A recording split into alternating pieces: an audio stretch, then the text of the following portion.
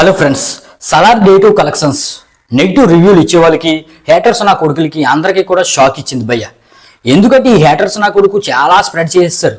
మొదటి రోజు ఏదో ఫ్లూక్లో హైప్ వల్ల 178 కోట్లు వచ్చేసింది, కానీ రెండవ రోజు డ్రాప్స్ 50% పైగా పడిపోయినాయి.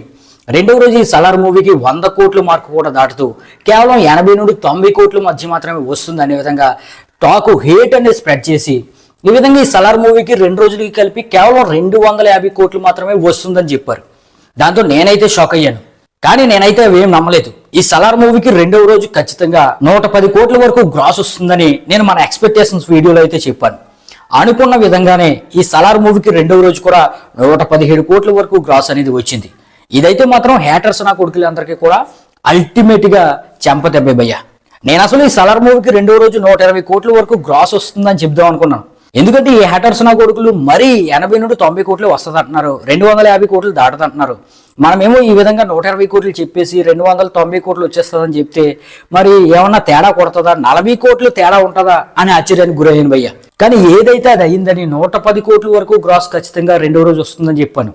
అనుకున్న విధంగానే కొంచెం అటు ఇటుగా 117 కోట్ల వరకు గ్రాస్ వచ్చి ఈరోజు 295 కోట్ల వరకు గ్రాస్ 2 రోజుల్లోనే సలార్ రాబట్టి ఈ విధంగా హేట్ రేట్ స్ప్రెడ్ చేసి వాళ్ళందరికీ కూడా చెంప చెల్లుమనిపించే విధంగా షాక్ ఇచ్చిందని చెప్పవచ్చు.